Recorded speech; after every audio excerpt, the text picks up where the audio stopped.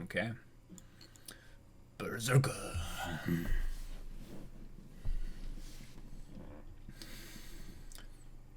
Okay. All right. Episode 2. All right, welcome everyone. We're Semblance of Sanity. I'm Caleb. I'm Jacob. And we're here for Berserk, Episode 2.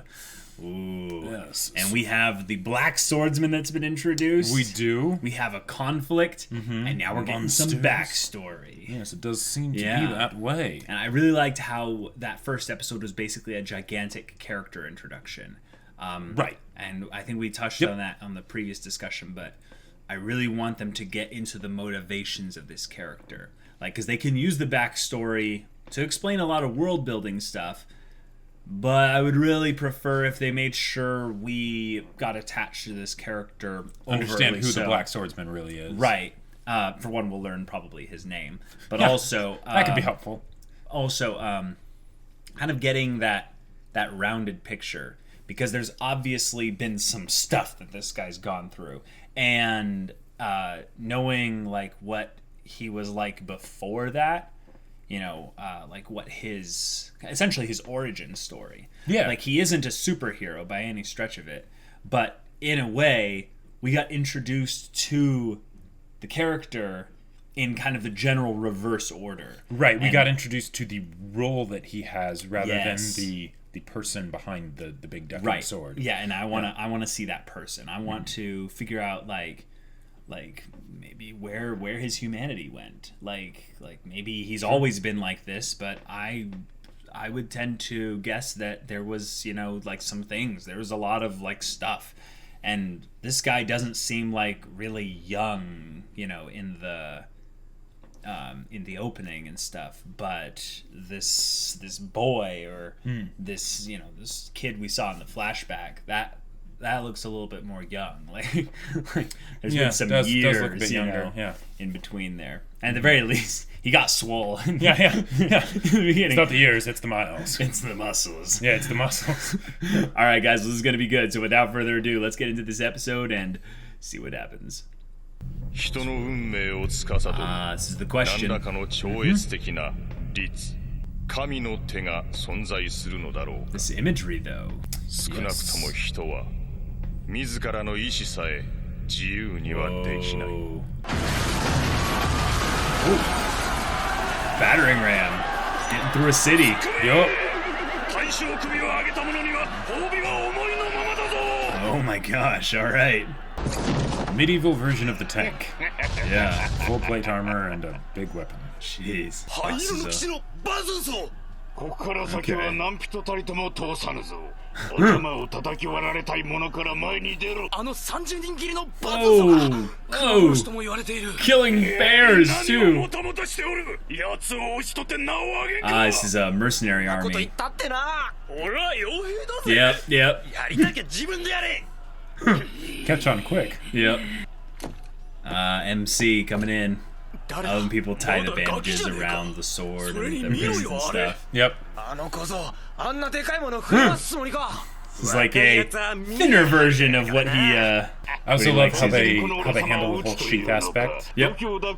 Because he wouldn't be able to draw it if it was an Not at actual all. sheath. I think you're gonna be a bit slow, buddy. Whoa. Dang. Not very tactical here, but just keep swinging, keep swinging. Oh, he blocked it. Impossible. Oh, dang. Is that gonna do anything against that armor, though? Oh, it did! It did!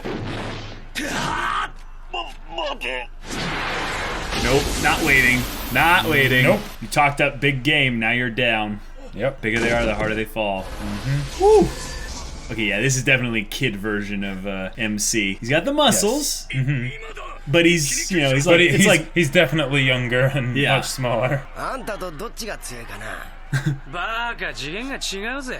なあグリフィス。 oh, 引き上げるぞ。ああ、 oh, 金落ちると言われた城を3ヶ月も持たせたんだ。養子も逃 wait, がしたし。もらっ okay. た金の分は働いたさ。まぐれとはいえお前のような若造があのバズーソいや正直 Doesn't talk much. I'm just walking away. 契約は今日までだろう。 Wow. ここいらには戦の話はもうなさそうだしな。いやちょっと待った地位も金も保証するぞ何も危険な戦場に身を投じずとも Touch me. Yep. 俺に触るんじゃねえ。 Whoa. Okay. Yeah, he's already gone through some stuff. おいあいつバズーソやった野郎だぜ。なんでこんなところに。どうすんだよ敵だぜ。関係ねえだろ今の俺たちには。でもあいつ懐の方は温かいはずだぜ。 Yep. バズーソをやった報奨金持ってっからな。 Yep. どうするグリフィス。 Oh. Okay. 好きにしろ。なんだよ Ooh, a girl. 何がおかしいキャスか。死ぬよ。ま見てなって。 It's great how they handled the whole plot armor situation by saying like, well, of course he's going to live because we've seen him older, you know. Right. And also a big ducking sword really does help plot armor. It really does, yeah. Oh, with horses too. Crap. Yep. All right. One sweep at the legs and then, yep, he falls. Oh, he hit the guy and saved the horse. See, because you've got that extra reach with a long sword like that. Yeah. Jeez. Not as hard to get people on horseback. マジで強え。 Yeah, also you're limited in your reach because you can't really change directions as well. なんで言い出しっぺのコルカスがビビっちまってるぜ。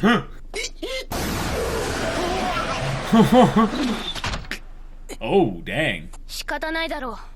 グリフィスの命令だよ。 Pretty nasty Yep. wound to have there. Especially when... Oh!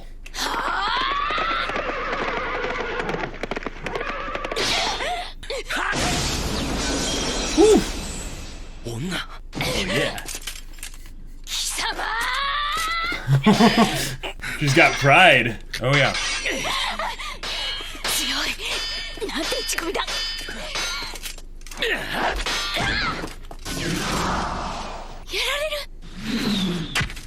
Griffith himself shows up. Yeah. グリフィス That's an ugly freaking helmet. 気をつけて。こいつ手強いよ。剣を引いてくれないか。 That answers your question. Yeah.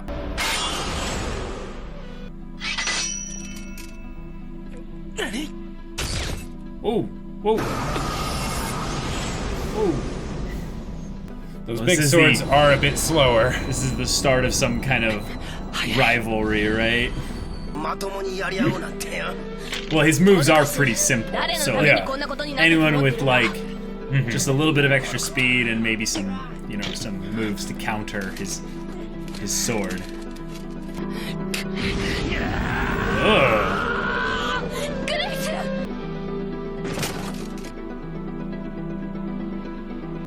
Really long hair. Yep. I'm guessing that's supposed to be white, right? Yeah. Oh, even more backstory. This is when he's like really young. What the heck?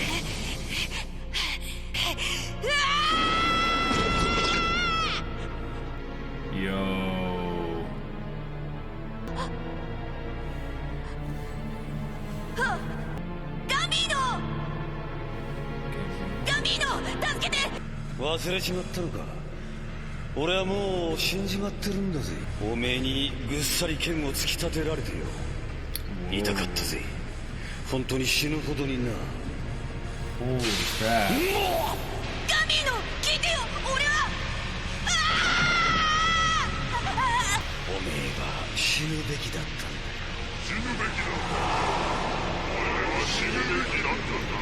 Jeez.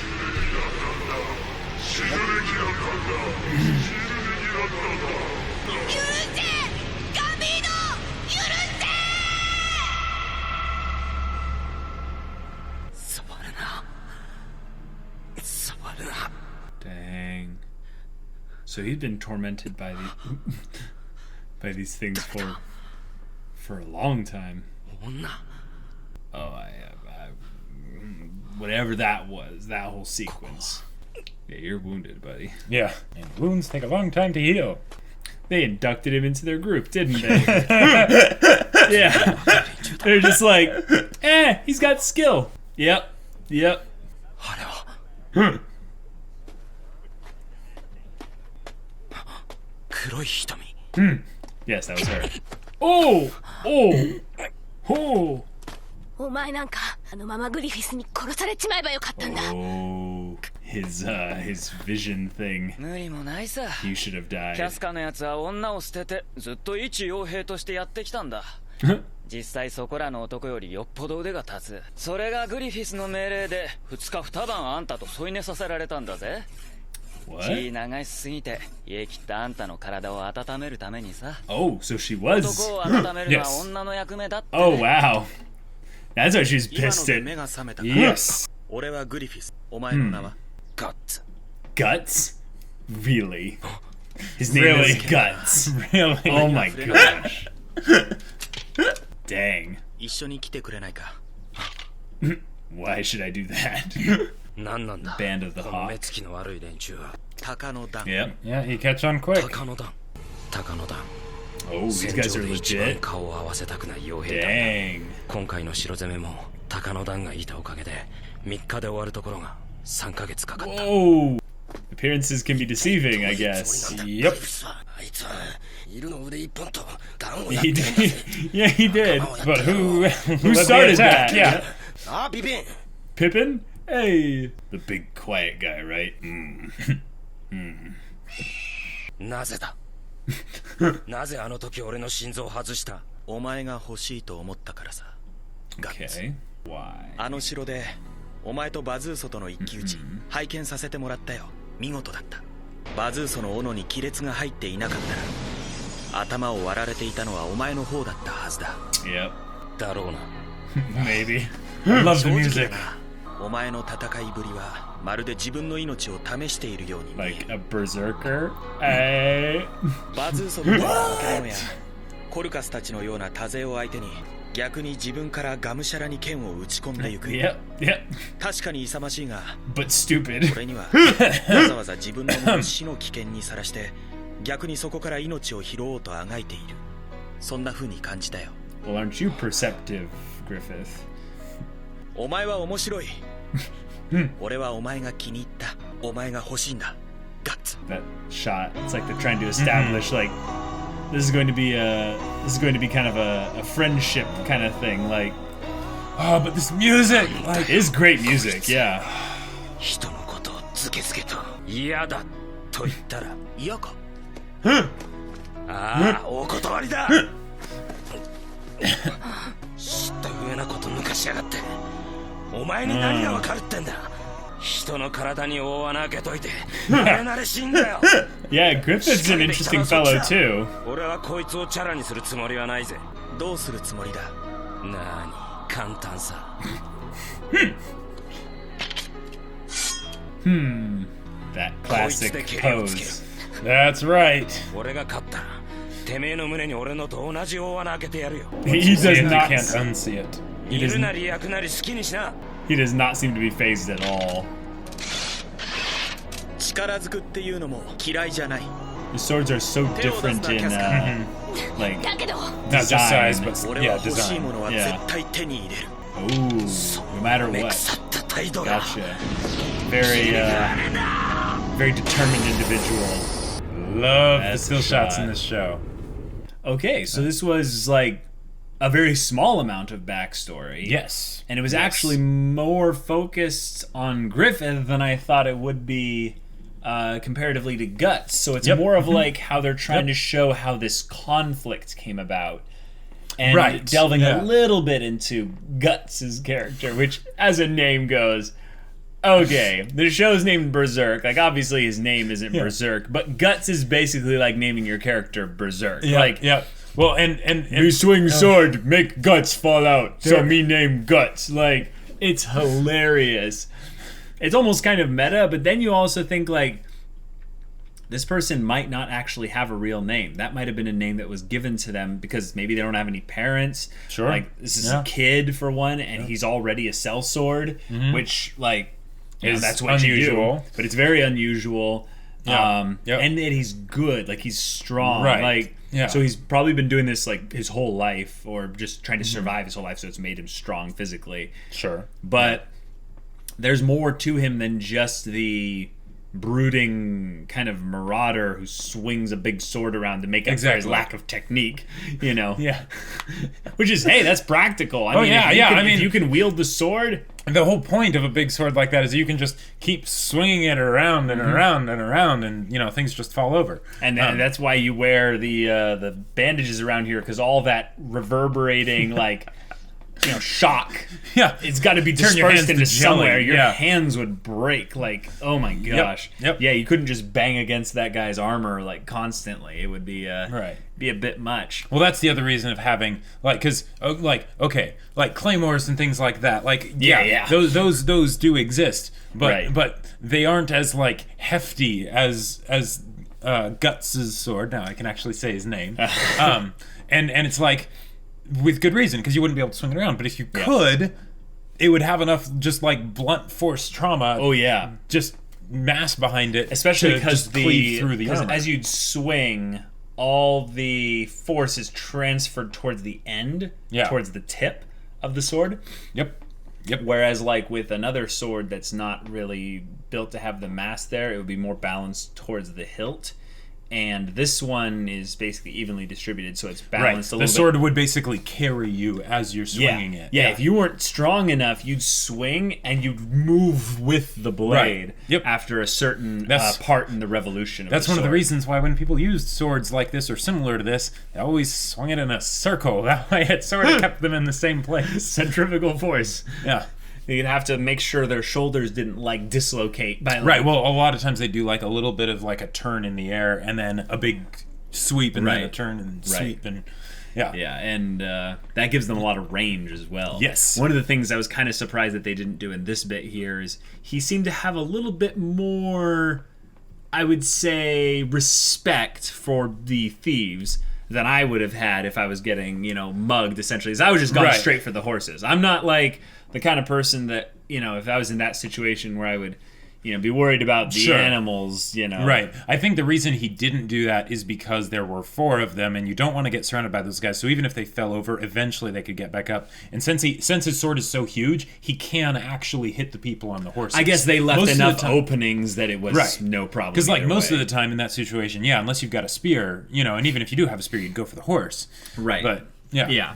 In particular, though, Griffith strikes me as odd. Like, his character in particular seems to have, I don't know, almost this kind of strangely kind of feminine, but like piercing kind of, I don't know, determination. I don't know. Like, he's the leader, like, obviously, of this group. So he has to have some amount of charisma and force of personality. Right. I mean, he might not be the leader of, like, the entire band, but, like, maybe this portion of the band is, like, his group or something. Because Casca seems to be, like, the lieutenant, Like, maybe she and Griffith are kind of a, a thing or something like that. Hence why she was so pissed that Griffith had her. Right, that was actually a little bit of a kind of a women were not treated well in medieval times. No, they weren't. I mean, we'll get to that bit in a second, but just this whole band and this is the group of side characters that the main character is going to join up with, and I was like, okay, what is the group that he had a falling out with? And I'm like, here we go. they're basically building a foundation, and it's pretty well built. Oh, yeah. But because Guts' character is already still kind of a loner, has a little bit of an edge to him. Yeah, a little bit of a don't touch me.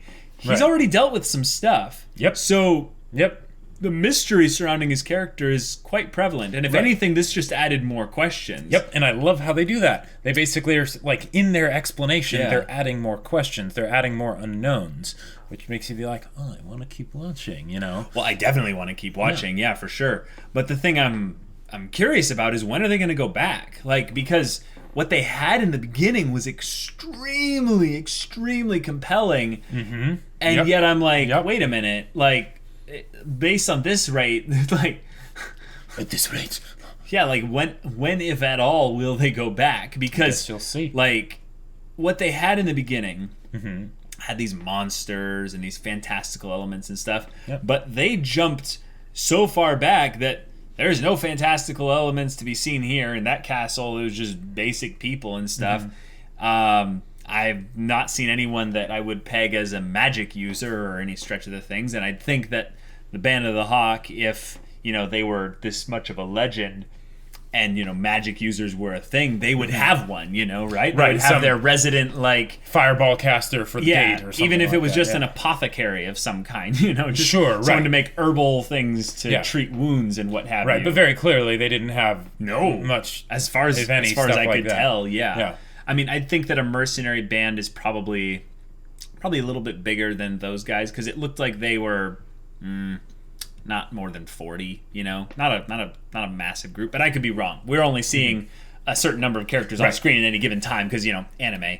But it's perspective of one character. Yeah, for sure. But Griffith has this weird perceptiveness about him that actually seems a little bit almost magical, almost a little bit otherworldly. Yeah, when I first saw this show, I thought of Griffith as kind of like an elf.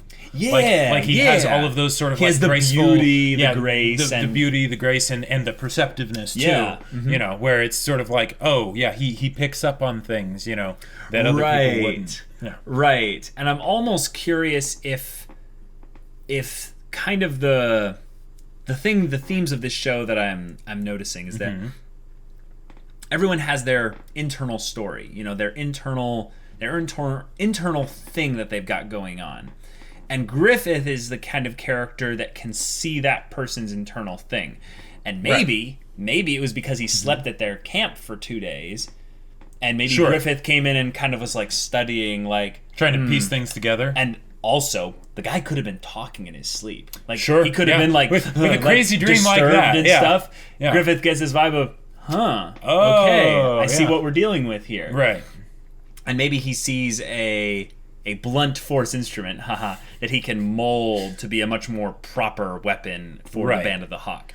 And I think someone that is as, scarred apparently as Guts is pretty easily manipulated. And I could see that being why he and Griffith end up having like some kind of conflict, is that, Griffith's not like some horrible guy. Like, he's probably got some shades of gray just like Guts does. Sure. And being the leader of some sort of mercenary band, they've probably killed plenty of people. Yeah.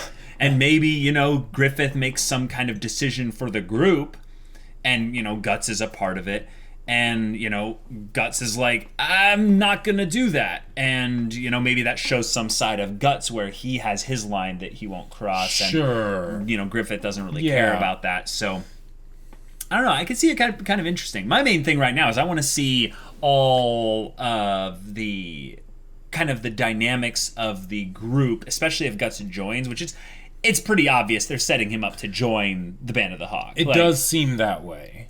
Like, there's no other characters that they're introducing at this point. It's literally a funnel for him to go to the Band of the Hawk. But because of the way he was like, no, I'm not going to join that other group, he has to have some really good reason other than, Griffith is going to beat me in a fight and make me, join. Sure. I mean, maybe that's really all it is. And, Guts has never really lost a fight. And that's why he's still alive. Like, that's another thing to think about. If you're a sellsword... There are old swordsmen and there are bold swordsmen, but there are rarely old bold swordsmen. But they could theoretically exist. Well, and Guts isn't old. No, that's what it is. Griffith's going to have beaten him twice and not killed him, and that's going to be kind of like a life debt thing, where Guts is going to be like, you're different than most people. If anyone else would have beaten me in a fight, like that Corcus guy, that goober, they probably would have just killed me. But you value my life in a way that other people maybe haven't in the past for him. And Guts sees that as basically like okay, you're interesting. I'll stick around here for a little bit. No promises, baka, and like maybe he'll warm up to some of the other side characters like Casca. Probably not Corcus for a while because he kind of killed his friend, I think. Yeah. But there was the chipper young guy. There was the big meat sack Pippin. I love that the name Pippin is used for someone that's clearly not a hobbit, but it's just perfect. I know. It's like in Avatar: The Last Airbender, where they have the big guy in Jet's squad. You know.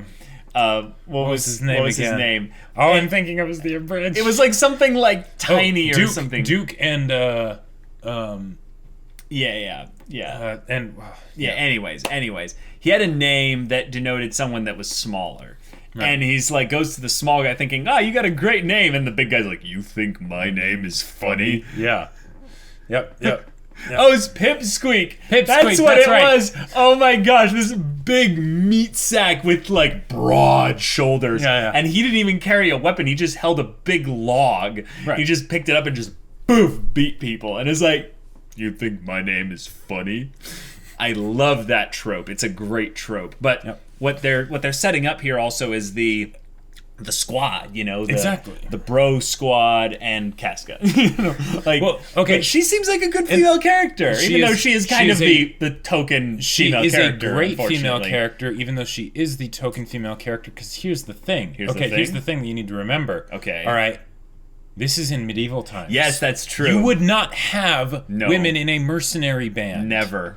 Almost never. I think it's a really cool choice that they basically were saying bring on the haters of saying we're kind of just having that one female character that's there for she's pretty, she's got the badass attitude, she's got maybe some some tsundere kind of thing going on there, maybe I don't know, but she seems to be her own character, in as much as the other kind of side members that they've given names to already are their own characters. Yeah.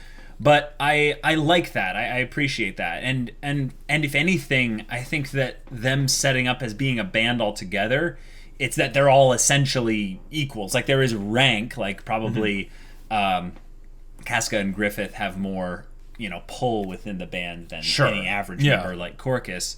But that's kind of a cool dynamic. So essentially it's like, if you're skilled, you're going to be, put up near the top and stuff. So Guts is basically jumping ahead potentially on the ladder ahead of people like Corcus who, might want to be a lieutenant or something. But he didn't pick the barbarian class. Yeah, he didn't pick the barbarian class, so sucks to be you, man. I really think that right now we are in kind of the predictable stage because we're still setting the foundation. But the fact that they had that bit in the beginning, the first episode essentially, that puts everything on this weird kind of shifty ground. Because for some weird reason, this show is giving us knowledge about how future conflicts in the backstory will be, and that can kind of kill some anticipation if you handle it wrong. But because of the way they're handling it so well, it's just keeping me in this antsy, okay, when's the other shoe gonna drop? When are we gonna go back to that? When is Griffith and Guts going to have some big problem? What this makes me think what is coming next? What this always reminds me of, and I love how they do this, is with Game of Thrones. Oh, sure. The way they start Game of Thrones is not actually with any of the characters that we know. That's true. Yeah. It's with random side characters beyond the wall. And it establishes the White Walkers and all that stuff. The grander conflict. It establishes the grander conflict. Yeah. It establishes the things that don't seem natural, Oh, right. And this is something similar to that, in that the Band of the Hawk is kind of a misdirect. The Band of the Hawk is ultimately the backdrop for some kind of conflict between Griffith and Guts. Guts is the main character. Definitely. Nah. No. He. I mean, I know you're joking. Yeah. But by him being the main character, anyone that he's in conflict with becomes a main character as well. Yes. Right. And the Band of the Hawk currently, he wasn't with them in the beginning of the the first episode and stuff, and maybe they're with Griffith when he was coming up against them. So this could be kind of one of those really sad stories, and that's why he's got this burden, is that he's going to go face the Band of the Hawk and kill them with Griffith for whatever reason. Maybe, I have no idea, but like, you know, if this is the beginning of like the band of brothers and Casca, like kind of that whole aspect thing, and then they have a falling out, like he'd have to kill people that he probably cares about and loves, and like that sucks. Like that's the kind of thing where you'd maybe be able to see where that burden comes from, that he's like he has no choice in the matter. Hey, there you go. Like when you look at these characters and stuff, and you look at kind of the that was nice how you made that connection there. Oh, okay. Not that it's necessarily cool. Like right, not necessarily a thing. Yeah. Okay, but like when you look at these characters and stuff, you get kind of like I get a Band of Brothers kind of vibe. Like Guts is like the outsider being potentially brought in, but if they spend a decent enough amount of time together, which we know there's some time in between, you know, monsters fighting Guts and, you know, where we are they right time now. to actually want to spend showing that. Right. Yeah. So, like, this is the introduction to the backstory of the introduction, you know? And then once they get through that, maybe they can do a little bit of a time skip, jump back into the present bit, show the conflict continuing, and then introduce some more questions and then add context to those. This could be a very cleverly written like thing with it, you know, with kind of moving along like that. I really love it. Yep. What are some of the things in particular that stand out to you, like in this episode's context? The music is amazing. You keep talking about that, and I think I'm missing it every once in a while because it blends in so perfectly. It does blend in very well. Well, and also because I've watched this show already, going back and hearing the tracks again, it's just like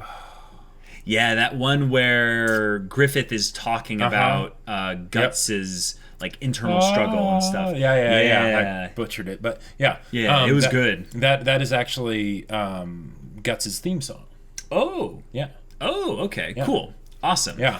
Speaking of that internal struggle bit, Guts seems to already be haunted, but he doesn't have the brand yet. At least from what I can tell, he might have been wearing some kind of like cloak thing over his neck or what have you, but I'm gonna be looking at his neck from now on just to see if he has the brand yet. Gotcha. But the weird thing is that he mentioned the person Gambino, that he killed, or at least Gambino's accusing him of killing. Who knows what's real in a vision, right? Yeah. But there's this hand with the skeletons, and it's like, you know, you should have died.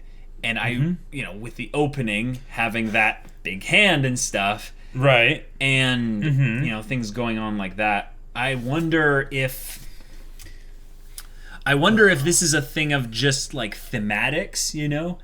I mean, Berserk is big on thematics. Okay, cool. Because I want to absorb the themes so that I can understand the flow of the story and the characters and stuff. That is one of the things that Berserk does really well. Okay. Like they do the characters really well, but they also do just the general themes of the story really well. Awesome. Which I think is amazing because then all those times that the things will happen in the story, it'll make sense kind of. You'll be like, this belongs here. Oh, you know? cool. And that's really cool when stories do this is going to be a treat for you going back. You'll like notice all kinds of little things and themes and stuff. I already have been. Okay, cool.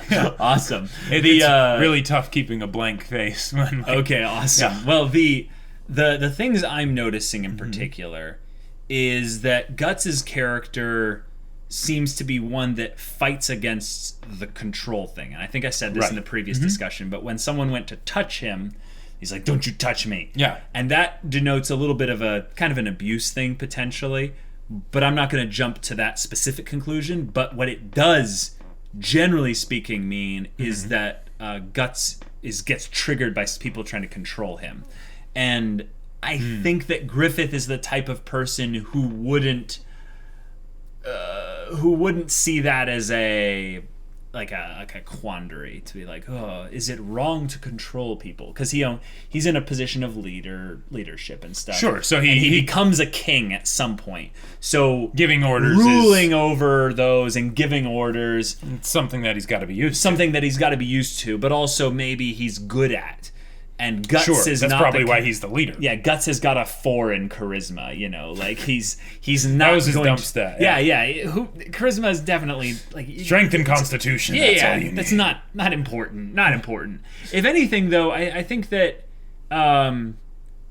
Griffith is probably an intelligent individual, and I think that he's, you know, like even his design is kind of an antithesis for Guts in a way. Yes. But having them be potentially like moved into a place together could end up kind of balancing each other out, and that's where I'm really antsy, because I feel like this is more and more as I go into it. It's got some kind of like sadness about it, because sadness. What were the things that they mentioned? Like pain. Pain and torture. Like pain. It was agony. Agony. Yeah. Sadness.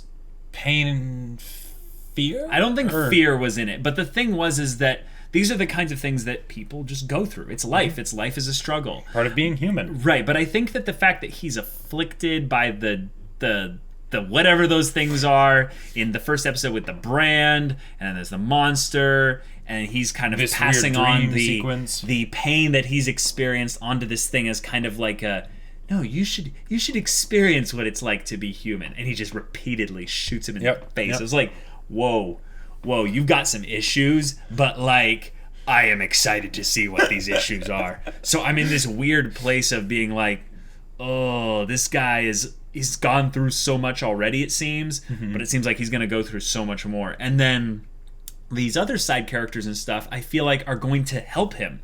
Like, they're in some ways going to be the people that, you know, first kind of save Guts from being just a lone, you know, swordsman. Okay. But then maybe that's why they had that beginning bit in every episode of talking about free will and, you know, I love it when kind of that stories have beginning things before, like every episode, like Fullmetal Alchemist Brotherhood. Fullmetal Alchemist Brotherhood, equivalent exchange. Soul Eater, yeah, I love it when stories do that. It's almost this feeling of they're trying to emphasize the themes of how free will isn't really a thing, because we know where the story is going towards. It's almost like they're saying that in some meta way, all the decisions that lead up to this point don't matter, because it's going to end up here, and you know it's going to end up here. They're like breaking the fourth wall and telling us almost, here's like the middle half end kind of, you know, sort of ending kind of thing, and we're gonna make you go through the journey up to that point in some way. And like kind of like slowly catch you up as they advance that one or what have you, and that's just cruel. So I feel like this is going to be really good, but I feel like you're gonna have a really hard time like holding back your faces and stuff. Yeah, I mean, I'm pretty good I got a pretty good like just deadpan face. He does. In Attack on Titan, I was clueless.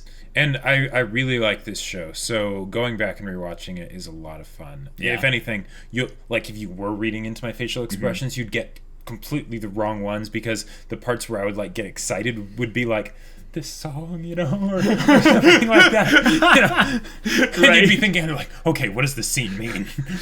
Well, that's the thing. I don't really have as much control over my facial expressions as you do, but I can just intentionally, like, you know, try to not look towards you in particular, because I'm not seeing anything. I just look at the camera and look at the show and stuff. Yes. But dang, dude, like this is a good show. This is a good show. You're in for a treat. Yeah, I feel like I am. And I'm also kind of glad knowing that it's only 25 episodes, because I know that there's that god-awful CGI thing that happens later, and we're not watching that, you know, apparently. No. Like what CGI thing?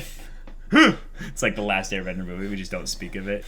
Yeah, and doesn't exist. That knowing that there's an ending that is like, this isn't some long running thing. like some really, really long thing, I just kind of go, okay, cool. Yeah. I mean, I'm sure like those self-contained stories where right. I mean, I'm sure there's more material done. and stuff, and I know this is like one of the one of the most important mangas of all time. So like, that's a thing. But I like that the anime itself is saying like, all right, here's your box of goodies. Go have fun with it. It's a limited supply, but it's going to be really tasty along the way. Yep.